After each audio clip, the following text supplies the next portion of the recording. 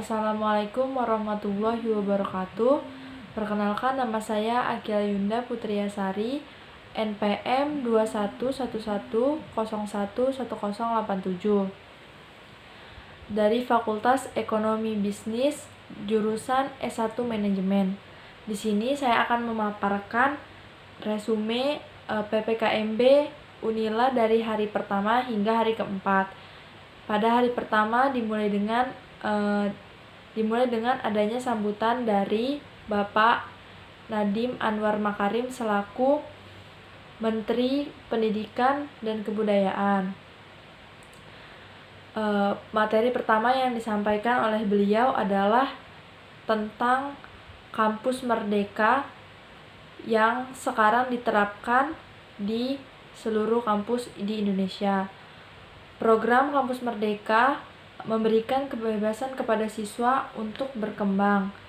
Program Kampus Merdeka Belajar ini membuat siswa jauh lebih bisa berkembang karena belajar bukan hanya dari dalam kelas saja, namun bebas untuk mencari pembelajaran bisa dari luar kampus seperti program magang, menjalankan studi independen, bisa juga pertukaran pelajar ke kampus lain atau bahkan ke luar negeri juga bisa. Lalu ada juga proyek kemanusiaan, juga bisa menjadi wirausaha atau membangun desa. Selain sambutan dari Bapak Nadiem, kami juga mendapat sambutan dari Rektor Unila yaitu Profesor Dr. Karomani. Kami diberikan beberapa materi, salah satunya adalah materi tentang revolusi mental 4.0. Sebelum membahas tentang revolusi mental 4.0, kami dijelaskan proses dari revolusi 1.0 hingga 4.0. Revolusi mental 1.0 hingga 4.0 dimulai dari tahun 1750. Pada awal tahun 1750 sampai 1850 terjadi perubahan di bidang pertanian, manufaktur, pertambangan, transportasi, dan teknologi. Dilanjutkan dengan perkembangan revolusi 2.0, yaitu kemunculan pembangkit listrik tenaga motor pembakar dalam yang memicu kemunculan pesawat telepon, mobil, dan pesawat terbang. Selain itu juga dilanjutkan dengan revolusi mental 3.0, di mana waktu dan ruang tidak lagi berjarak. Dilanjutkan dengan revolusi mental 4.0, di mana manusia telah menemukan pola baru ketika disruptif teknologi yang hadir dengan cepat. Konsepnya masyarakat berpusat pada manusia dan berbasis teknologi seperti sekarang. Dilanjutkan dengan tantangan global bertujuan untuk pembangunan berkelanjutan. Dilanjutkan juga dengan tantangan nasional, di mana ada demokrasi dan transformasi sosial. Yang kedua ada kemiskinan, pemenuhan kesehatan, dan capaian pendidikan. Dilanjutkan dengan adanya kebutuhan dasar pangan dan sandang bergantung pada impor. Ada juga industri dan manufaktur tergantung lisensi asing dan skill yang dibutuhkan. Dilanjutkan dengan materi yang kedua, yaitu materi tentang bela negara yang disampaikan oleh Jenderal TNI Dr. Jubei Levianto. Ada 3 hal mendasar pentingnya bela negara. Yang pertama, kedaulatan negara. Yang kedua, keutuhan wilayah. Yang ketiga, keselamatan bangsa. Mengapa negara harus dibela? Karena negara sebagai makhluk hidup dari yang tidak ada, dewasa, hingga tidak ada lagi. Jadi artinya begitu juga dengan negara kita yang harus dijaga dari sebelum merdeka hingga sudah merdeka seperti sekarang. Kita harus tetap menjaganya agar Indonesia tetap utuh. Yang membela negara kita adalah kita semua sebagai warga negara Indonesia. Ada beberapa ancaman terhadap pertahanan negara, yaitu ada ancaman militer, non-militer, ancaman hibrida, dan ancaman aktual. Sekarang kita sedang di masa ancaman hibrida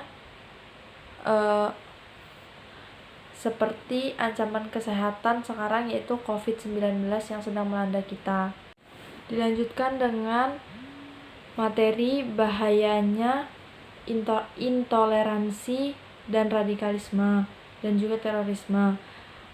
Biasanya adanya tindakan terorisme diawali dengan adanya sikap intoleransi dan radikalisme, sehingga kita sebagai mahasiswa diberikan pesan agar kita bisa menghindari sikap intoleransi dan juga radikalisme yang dapat memicu terorisme, karena sasaran-sasaran utama dari terorisme menggunakan cara-cara seperti brainwash. Itu yang dituju adalah anak muda Gen Z seperti mahasiswa-mahasiswa yang mudah terpengaruh. Maka dari itu kita tanamkan sikap anti intoleran.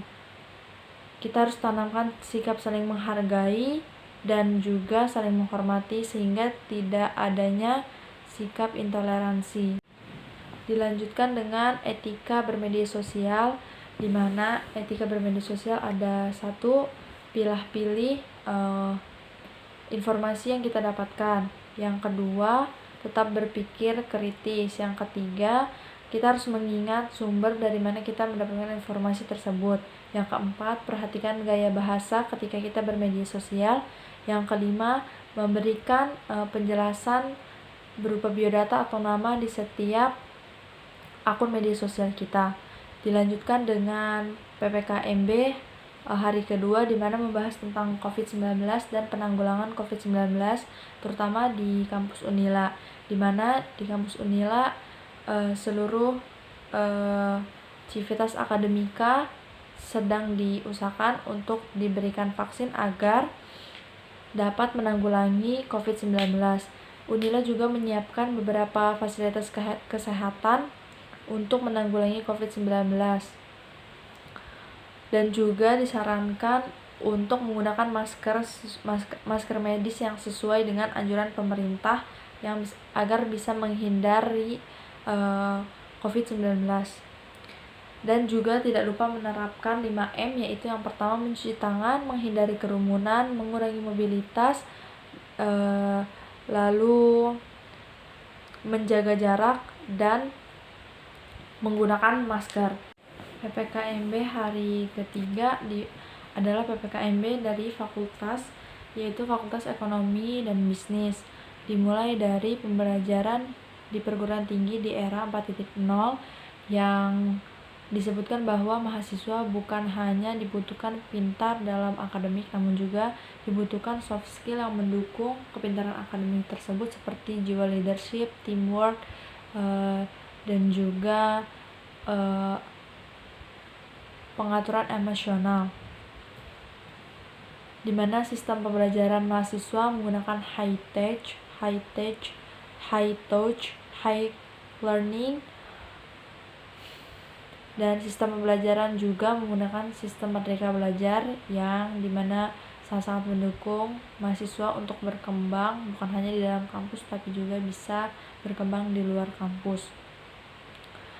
Selain membahas tentang pembelajaran di perguruan tinggi di era 0, juga ada pembahasan tentang sistem perkuliahan, plagiarisme, dan pembimbing. Sistem perkuliahan sendiri menggunakan sistem merdeka belajar. Lalu dijelaskan bahwa plagiarisme adalah suatu tindakan meniru atau mengambil karya orang lain tanpa izin pemiliknya. Dan tindakan plagiarisme ini sangat tidak boleh dilakukan oleh mahasiswa karena dapat menurunkan kualitas mahasiswa dan juga integritas dari mahasiswa itu sendiri, sehingga plagiarisme ini harus dihindari oleh mahasiswa. Dilanjutkan dengan pengenalan fasilitas fakultas dan administrasi umum, yang dijelaskan bahwa di Fakultas Ekonomi Bisnis sendiri memiliki beberapa gedung dan lab yang sangat mendukung mahasiswa untuk berkembang bukan hanya dari segi akademik, namun juga non-akademik. Dijelaskan juga dengan adanya pengenalan aktivitas kemahasiswaan seperti BEM, FEB, EBEK, dan masih banyak lagi. Dilanjutkan dengan materi revolusi mental bagi mahasiswa baru. Revolusi adalah suatu perubahan kekuatan yang terjadi dalam waktu yang relatif singkat, sedangkan revolusi mental sendiri adalah cara pandang, sikap, dan perilaku yang berorientasi pada kemajuan. Revolusi mental ini menjadi hal yang sangat penting bagi mahasiswa karena dapat mengembangkan jiwa mahasiswa itu sendiri agar siap beradaptasi dalam waktu cepat dan relatif singkat. Dilanjutkan dengan PPKM hari keempat. Di PPKMB hari keempat di fakultas dan terkhusus jurusan manajemen, di sana kami dibagikan untuk pembimbing akademik dan juga pengenalan beberapa seluruh dosen dan juga pengajar-pengajar yang ada di jurusan manajemen dan fakultas ekonomi bisnis. Sekian dari saya ucapkan terima kasih.